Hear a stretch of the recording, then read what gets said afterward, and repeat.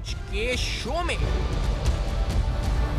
Nandipur Bahawalpur solar Rawalpindi metro audit report में अहम इंकशाफात।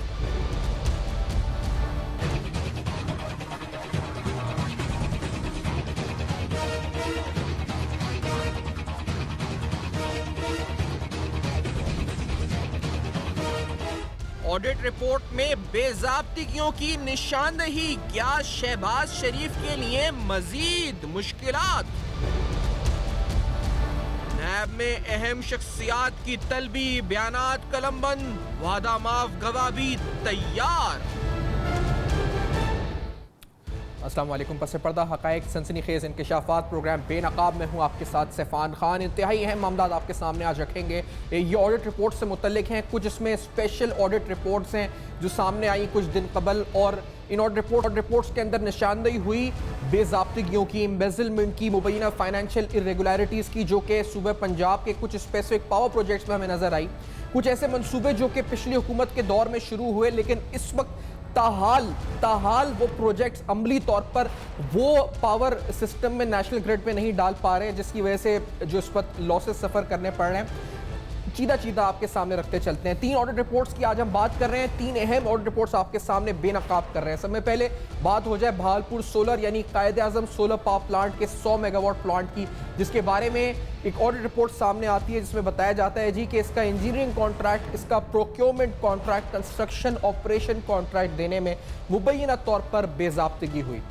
ये बेज़ाब्तिगी क्या हुई, इसकी तफसीलात में अगर जाएं तो कहा गया जी कि जहां 18 दिन की मुद्दत दी जाती है इश्तिहार के लिए, 30 दिन की मुद्दत दी जाती है, वहां 18 दिन के अंदर उस प्रोसेस को मैनिपुलेट किया गया। भावलपुर सोलर प्रोजेक्ट जो कायद-ए-आज़म सोलर के नाम से है, इस 2015 में इसकी ऑपरेशनल डेट बताई जाती है, और इस बाकायदा नैपरा कवानीन के तहत इस हवाले से ये कहा गया जी कि सब में जो कम पेशकश जिसने की थी कंपनी ने, सब में कम बिड जिस कंपनी ने दी थी, इस ऑडिट रिपोर्ट में निशानदेही की गई, उस कंपनी को इस प्रोसेस में नहीं रखा गया, बल्कि दूसरी कंपनी को यह कॉन्ट्रैक्ट मुबैना तौर पर अवार्ड किया गया। इस ऑडिट रिपोर्ट में यह निशानदेही हुई कि इसकी वजह से तकरीबन 2 अरब रुपए का नुकसान कौमी खजाने को उठाना पड़ा।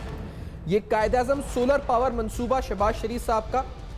इसके बाद आगे बढ़ते हैं तो नंदीपुर पावर प्रोजेक्ट की बात करते हैं, जहां एक बार फिर ये इंपॉर्टेंट प्रोजेक्ट जिसको कहा गया जी कि साबका हुकूमत जिम्मेदार काफ़ी हद तक है, लेकिन यहाँ कहा गया कि तकरीबन 50% प्रोडक्शन कैपेसिटी यूटिलाइज ही नहीं हो रही। प्लांट जो अपनी मेगावाट इंस्टॉल्ड मेगावाट्स है उसका आधा भी प्रोड्यूस नहीं कर पा रहा। 32 अरब रुपए कहा गया जी कि मुबैना बेज़ाब्तिगियाँ हुई हैं। प्लांट को फर्नेस ऑयल से गैस में कन्वर्ट करना था, जिसकी ना करने की वजह से 15 अरब रुपए, और इसी तरह से कॉन्ट्रैक्ट एक ब्लैक लिस्टेड कंपनी को देना, और दीगर हवाले से इस प्लांट का अपनी फुल प्रोडक्शन कैपेसिटी पर यूटिलाइज ना होना भी बहुत से शकूक व शुबात और सवालात को जन्म देता है।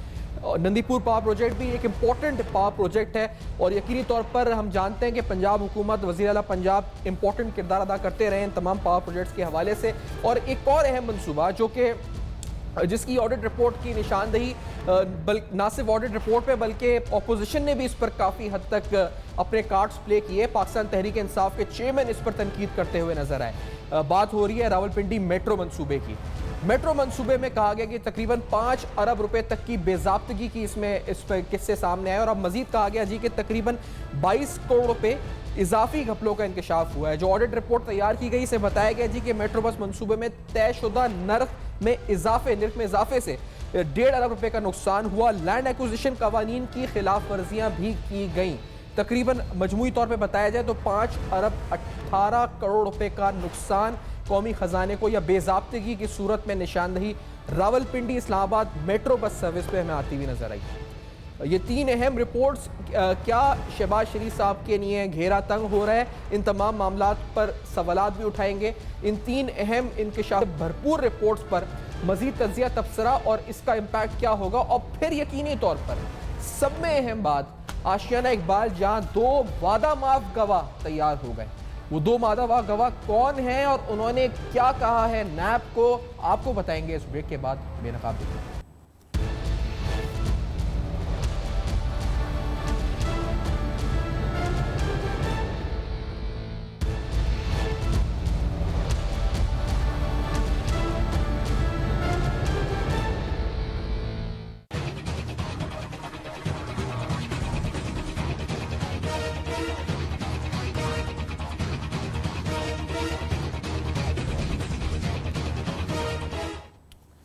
Welcome back. आप देख रहे हैं बेनकाब, जहां अहम तरीन सवालात उठा रहे हैं, कुछ अहम तरीन रिपोर्ट्स आपके सामने रख रहे हैं जो हालिया दिनों में सामने आई। सवाल ये है जी कि इन रिपोर्ट्स के आने के बाद क्या होगा।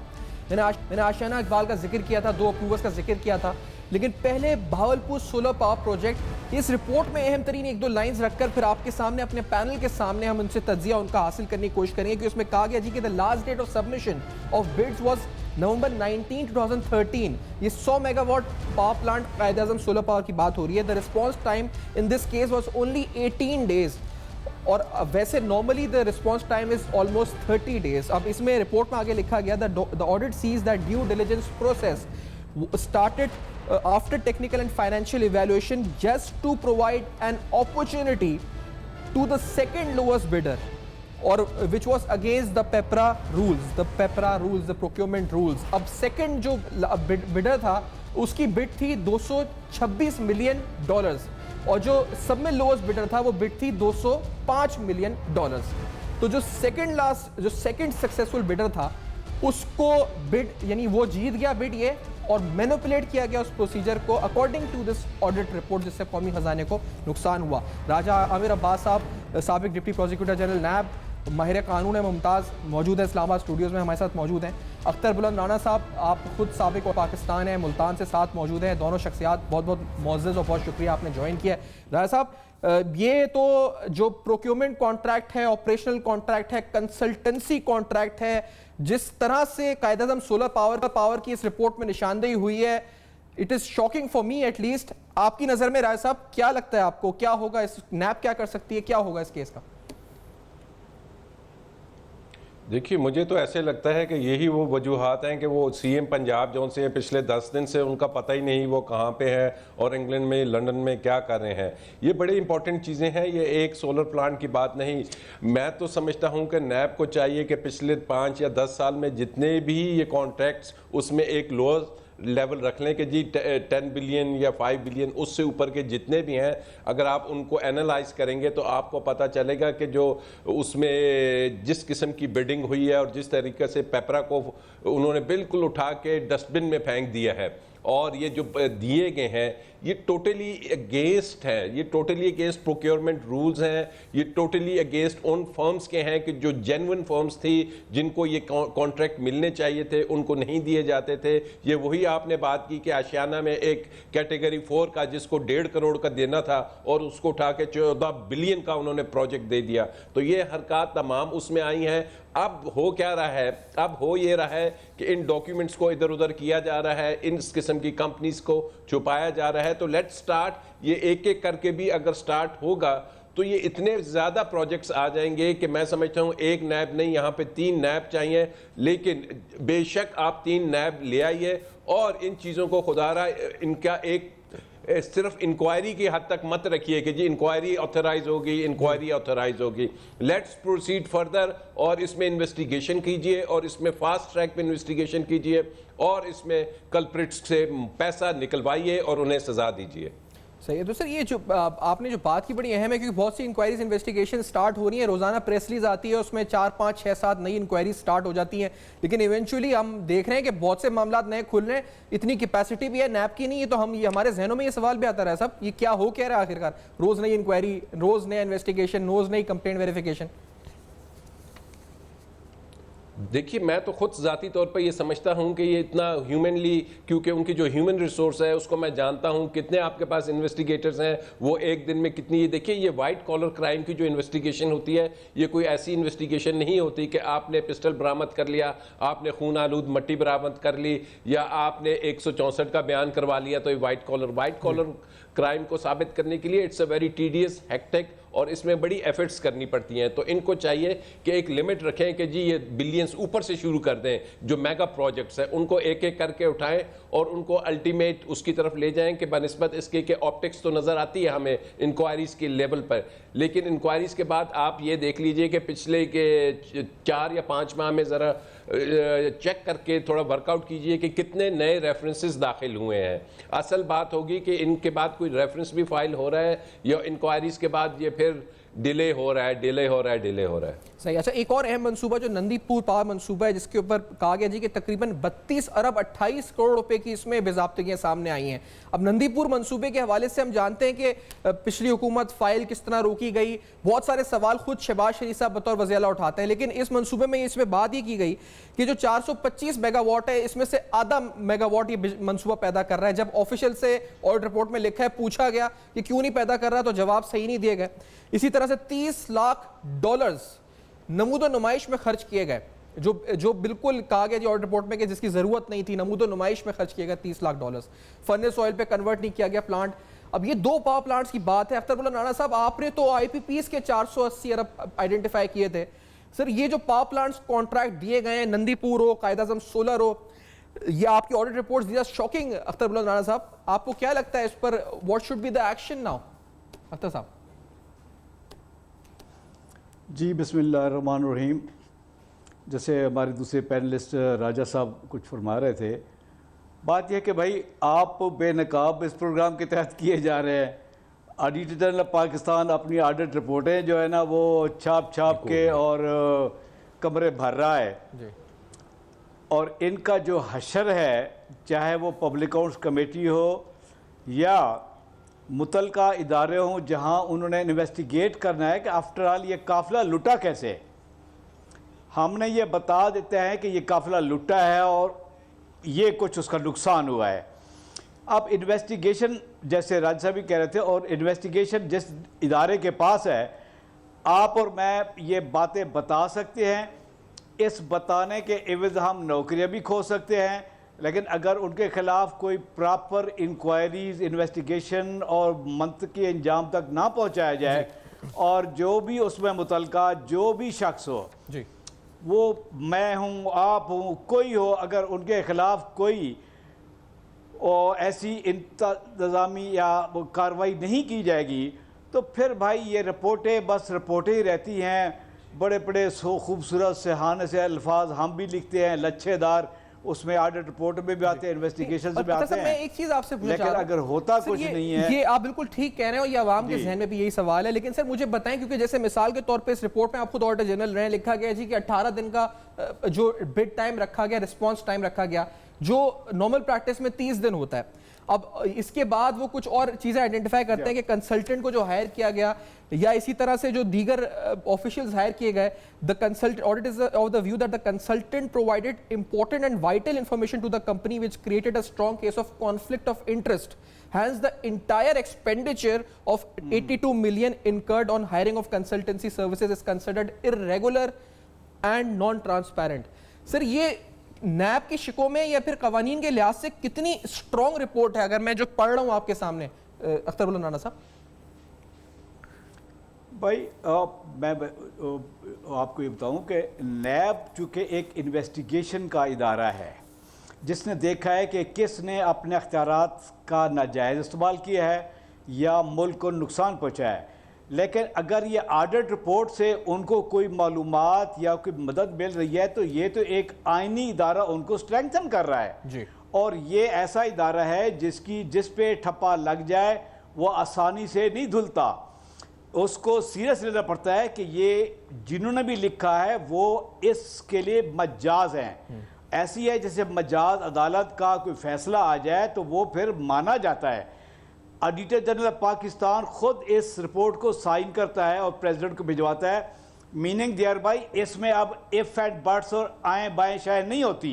ये ऑडिटर जनरल ऑफ पाकिस्तान की कंसीडर्ड प्रोफेशनल टेक्निकल जो भी कह लें उसकी ओपिनियन है कि ऐसा हुआ है, अनलेस प्रूव्स अदरवाइज कि हमारे पास कोई बाद में शहादतें ऐसी ले आए हैं कि नहीं जी हम आपको ये दिखाते हैं कि आप जब इस नतीजे पे पहुंचे हैं तो ये ठीक नहीं है बिकॉज ऑफ कि उस वक्त हम ये चीज़ नहीं दिखा सके।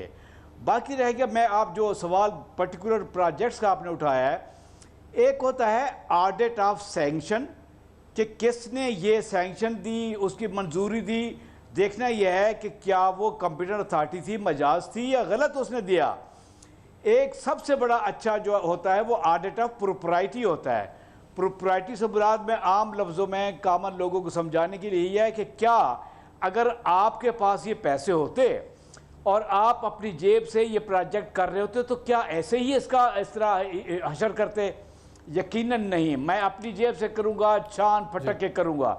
ये ऑडिट ऑफ प्रोप्राइटी में हम बताते हैं कि भाई जब ये ऑडिट करने जाते हैं कि अगर आपने जो प्रूडेंस है, अक्ल इस्तेमाल किया होता या दिल पे हाथ रख के किया होता कि यार क्या मैं अपने लिए भी या अपने पैसों से भी ऐसे ही खर्च करूंगा, तो यकीनन ये ना करते। रह गया कि ये जिनको पहले तो ये फर्में जो होती हैं ना प्री क्वालिफाई की जाती हैं, अगर वो प्री क्वालिफाई करके मैं आप आ गए हैं और फिर मैं हर तरह से प्री क्वालिफिकेशन, या तो मुझे रिजेक्ट कर दें कि जी आप प्री क्वालिफाई नहीं करते, आप इसके कॉम्पिटेंट नहीं है कि ये प्रोजेक्ट एग्जीक्यूट कर सकते हैं या बना सकते हैं, लेकिन अगर मैं अप्रूव हूं और इस प्रोजेक्ट को बिड करता हूं तो फिर मुझे लोवेस्ट होने की वजह से बिल्कुल नहीं आप इग्नोर कर सकते। तो I have to take a break on this point. तो ये मुझे मिलना चाहिए। बड़े इंपॉर्टेंट पॉइंट आपने हाईलाइट किया राजा, हमें इंपॉर्टेंट बात की है। $206 मिलियन एक बिड थी, $226 मिलियन एक बिड थी। ये ऑडिट रिपोर्ट को कोट किया जा रहा है, इसमें कोई लफाजी कोई बात नहीं, फैक्ट की बात हो रही है। लेकिन एक और ऑडिट रिपोर्ट है, पावर प्रोजेक्ट से आगे बढ़कर आएंगे मेट्रो बस मंसूबे, रावलपिंडी मेट्रो बस मंसूबे के ऊपर। वहां क्या लिखा गया, 5 अरब रुपए से ज्यादा की इस पर किस तरह बेकायदियां सामने आई, और फिर वो अप्रूवर कौन बना है, वो कौन है जो वादा माफ गवाह बना है। आपको उनकी फोटोज भी दिखाएंगे, उन्होंने क्या कहा है ये भी आपको बताएंगे इस ब्रेक के बाद।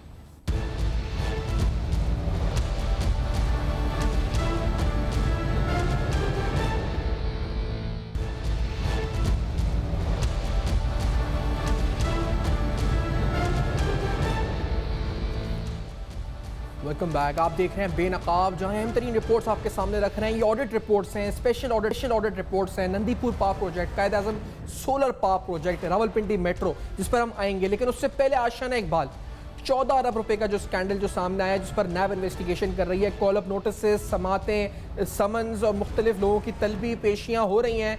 वहाँ 2 अप्रूवर्स जो रिसेंटली गिरफ्तार हुए थे, जिनमें इसरार सईद चीफ इंजीनियर LDA और उनके साथ आरिफ भट्ट, ये 2 ऑफिसर्स जिन्होंने कहा है जी कि वो वादा माफ गवाह बनने को तैयार हैं इस अहम तरीन स्कैम में, जिसमें बहुत से अहम नाम पेश हो चुके हैं और शायद अक्यूज्ड के अंदर भी मौजूद हैं। ये वो अफराद हैं जिनमें से इस वक्त इरफान सईद साहब और आरिफ भट्ट साहब इस केस के अंदर अप्रूवर बनने को तैयार हो चुके हैं। रिटन स्टेटमेंट कोर्ट में जमा करा चुके हैं और यकीनी तौर पर वो डॉक्यूमेंट्स क्योंकि कोर्ट ने सील कर दिए हैं, उनमें उन्होंने और भी बहुत से इंकशाफात किए हैं। राजा आमिर अब्बास साहब, ये वादा माफ गवाह की इस्तिलाह नैब, आप खुद प्रोसिक्यूटर रहे हैं, एसपी प्रोसिक्यूटर जनरल नैब रहे हैं सर, ये कितना इंपॉर्टेंट है इस केस के लिए और कितनी अहम पेशरफ्त है राजा साहब?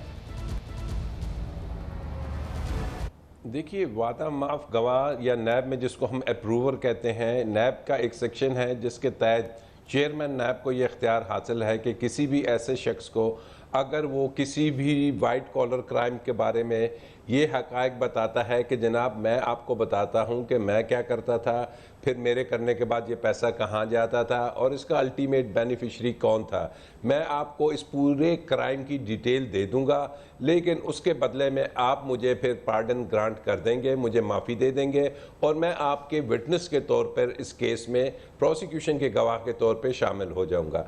अगर कोई शख्स ये करता है तो वो तमाम चीज़ें कि जो उसके इल्म में होती हैं वो तमाम रिकॉर्ड की निशानदही कर देता है कि जी वो डॉक्यूमेंट्स फ़लाने शख्स के पास हैं फ़लाना, तो वो ना सिर्फ खुद अपनी हद तक चीज़ें बताता है बल्कि उसके लिए मस्ट होता है कि वो एंड तक तमाम चीज़ें बताए। तो अगर उसने ये तमाम चीज़ें बता दी हैं कि जी इसमें मेरे के बाद आहत चीमा साहब क्या करते थे और आहत चीमा साहब किसके कहने पे करते थे, तो बीच में अगर एक आध कोई और सीनियर शख्स वादा माफ गवाह बन जाता है तो फिर असली बेनिफिशरी तक पहुंचने में नैब को देर नहीं लगेगी। लेकिन एक चीज़ मैं कहता जाऊं कि वादा माफ गवाह की बातें हो रही हैं, लेकिन हमें यह भी देखना है कि क्या उसको किसी कोर्ट में पेश भी किया गया है, उस शख्स को उसकी स्टेटमेंट रिकॉर्ड हुई है या नहीं, क्योंकि अगर सिर्फ बातों तक और उसको प्रॉपरली वादा माफ गवाह की स्टेटमेंट रिकॉर्ड ना हुई कोर्ट में तो ये फिर ऐसे ही होगा कि उसमें कुछ इश्यूज आ जाएंगे टेक्निकल। अच्छा सर, तो क्योंकि वादा माफ गवाह की जो स्टेटमेंट होती है इसकी टेक्निकलिटीज आपने बताई हैं, तो ये तो हम इसहाकदार साहब की भी मशहूर कन्फेशन सुन चुके हैं, लेकिन बाद में हमने देखा हुदैबिया केस के अंदर वो ज़्यादा उसकी लीगल वैल्यू कितनी थी, तो वो चीज़ कितनी इंपॉर्टेंट है इस वक्त इन 2 वादा माफ गवाह को सामने रखते हुए। और इस स्कैंडल में आशियाना में राजा साहब जिसमें अहम पेशियाँ हुई हैं, वफाकी वज़ीर आला पंजाब, आपको क्या नेक्स्ट नज़र आ रहा है? What are you seeing it, what are you foreseeing, आपको क्या लगता है नेक्स्ट क्या होगा?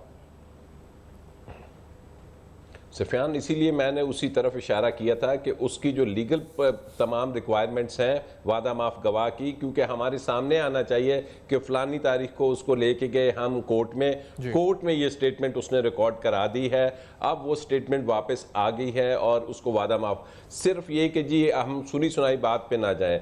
और इसके बाद ये होता है कि वादा माफ गवाह के बाद इस आशियाना के 2 चैप्टर्स थे। एक चैप्टर वो था कि एक ऐसी फर्म को एक ऐसा गैर कानूनी कॉन्ट्रैक्ट दिया गया था कि जो फर्म क्वालिफाई नहीं करती थी, 15 करोड़ से ज़्यादा का उसको दिया नहीं जा सकता था और उसको एक गलत ठेका दे दिया गया 14 बिलियन का।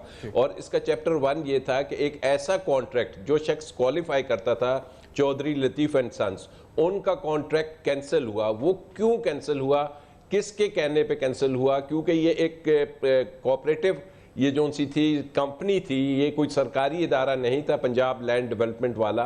तो उसमें क्या किसी सरकारी ओहदेदार ने, किसी पब्लिक ऑफिस होल्डर ने इंटरवीन किया, कोई डायरेक्शन दी? क्योंकि उस वक्त के सीएम पंजाब थे और उनके साथ मेरे ख्याल हसन फवाद उनके साथ काम कर रहे थे।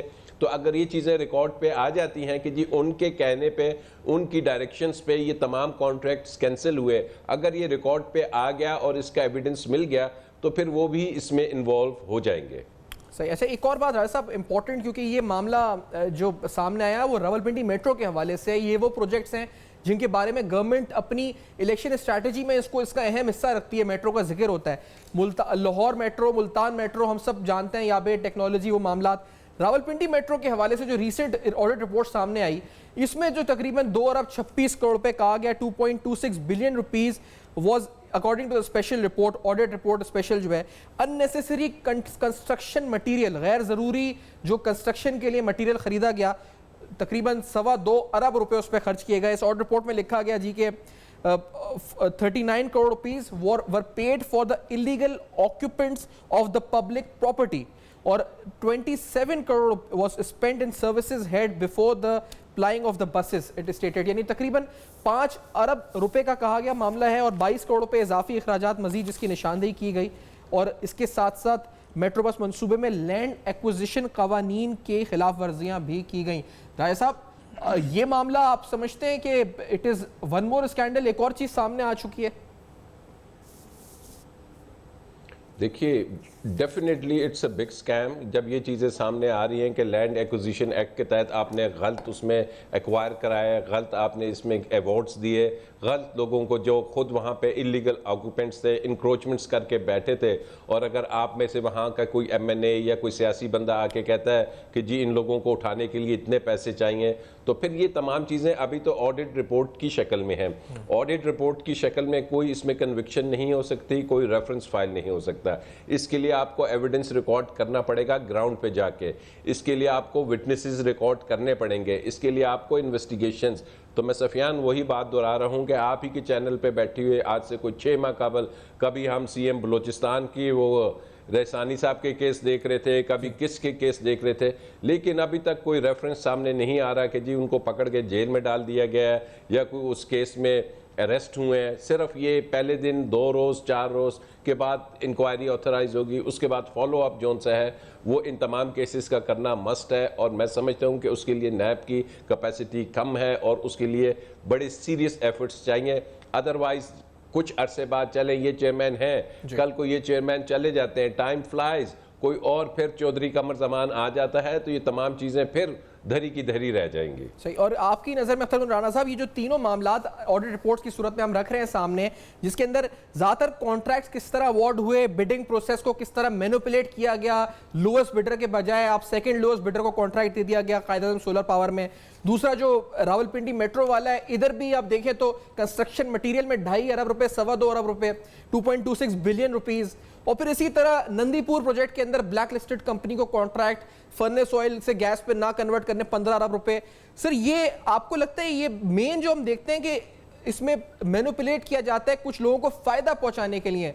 अख्तर राणा साहब, ये हम देख रहे हैं आशियाना इकबाल में भी यही हुआ और यही हम इस मामले में भी हमें नजर आता है इन तमाम मामलात में। आखिर ये किस तरह से गवर्नेंस हो रही है सूबे पंजाब में? अख्तर साहब,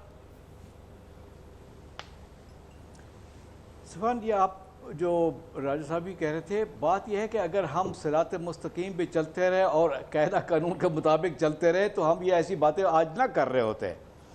ये कर ही इसलिए रहे हैं कि किसी को मफाद पहुंचाने के लिए या अपने मफाद को किसी के मार्फत रखने के लिए सारे जब ये डेविएशन या जो मुरव्वजा कवानीन हैं उनको जब आप तोड़ते हैं तो यकीनन आपकी नीयत में कोई फतूर होता है। अगर मेरी नीयत में फतूर है तो मैं हर तरह की बाईपास करते हुए कोशिश करूंगा कि किसी तरह हर जो है ना वो अपने मफाद या किसी को मफाद दे के इनडायरेक्टली खुद लूं, वरना मैं बताता हूं कि हर चीज़ लेट डाउन है, कायदा कानून प्रोसीजर हर चीज़ है, लेकिन उनकी मौजूदगी के बावजूद हम ये सारे मामला जो पॉइंट आउट करते हैं और बेज़ाब्तियाँ अभी कह रहे थे राज साहब कि हमारे इस बेज़ाब्तगी को पॉइंट आउट करने के लिए यकीनन ये नैब का रेफरेंस नहीं है, बट ये खुद बहुत बड़ा एक रेफरेंस है ऑडिटर जनरल पाकिस्तान का।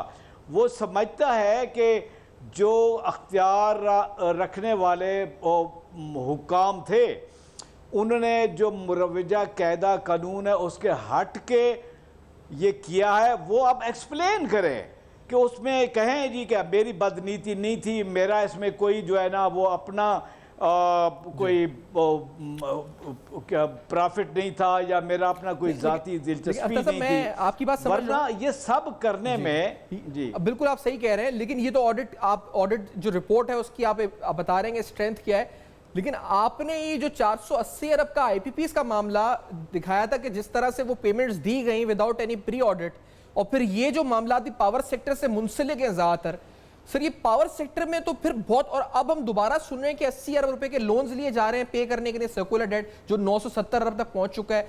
ये मंसूबे कायदातन सोलर पावर नंदीपुर, ये आखिर हुआ क्या है इस वक्त? और लोड शेडिंग हम उतनी देख रहे हैं, गर्मियों में वही तकरीबन हमें नजर आ रही है। अख्तर राजा सफाद कहते हैं ना मुश्तरी होशियार बाश जी।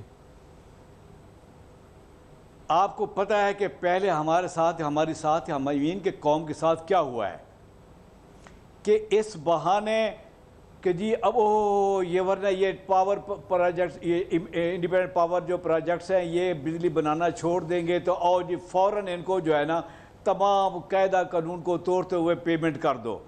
उसमें हमने बताया है एक्सक्यूज़ मी कि हमने बताया है कि तकरीबन 190 बिलियन का घपले है, बिकॉज के जब आप कोई कायदा कानून नहीं रखेंगे सामने तो फिर और कहेंगे जी कि इमरजेंसी, वो एक हम उसको पीट रहे हैं। अब ये जो 900 या 1000 अरब जो बताते हैं कि फिर दोबारा सर्कुलर डेट हो गया है, ये गर्दिशी कर्जा, मैं तो अब इसमें परेशान हूँ कि कहीं फिर वो तारीख दोहराई ना जाए कि जाते जाते जी आप जो है ना वो अपना कहें जी कि जनाब वाला आज फिर गर्मी आ गई है और हमने ये पे करना है और बग़ैर कायदा कानून के किसका कितना बनता है, रुपया बनता है 10 बनते हैं, लेकिन आप यकमुश्त अगर पे कर देंगे तो ये ख़ुद फिर उसी की तरह कोई होगी एक बेज़ाब्तगी जो पहले हम हमेशा से काफ़ी अरसे से पीट रहे हैं।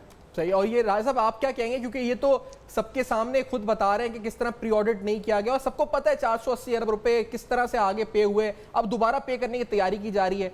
सर नैब कब एक्शन लेकर राजा आमिर अब्बास साहब, वो जिन लोगों को पेमेंट्स हुई थी वो लोग, ये जो पावर प्लांट मंसूबे जिनमें ऑडिट रिपोर्ट्स इंकशाफात कर रही है, क्या होगा राजा साहब? हम सुनते रहेंगे, देखते रहेंगे, इवेंचुअली उन लोगों के नाम कब आएंगे और मतलब जो बेनिफिशरीज रहे उन पर नैब कब एक्शन लेगा?